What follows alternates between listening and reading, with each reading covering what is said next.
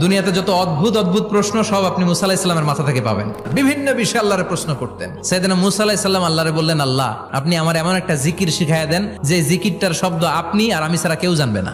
দিনে রাতে সব সময় এই জিকির আমি করব, আপনারে ডাকবো, কিন্তু শর্ত হলো এই জিকিরটা জানবে শুধু আপনি আর জানবো শুধু আমি। আল্লাহ বললেন, মুসা পড়ো লা ইলাহা ইল্লাল্লাহ।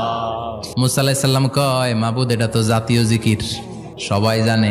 আমি তো চাইছি এক্সেলেন্ট একটা জিকির, কারো কাছে নাই, শুধু আমি জানবো আর আমি পড়বো।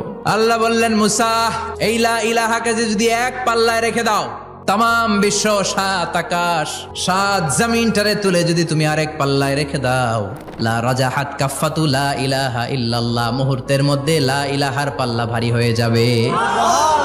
ও মুসা, তুমি যতই এক্সক্লুসিভ জিকির চাও, লা ইলাহার চেয়ে দামি জিকির আমার কাছে নাই।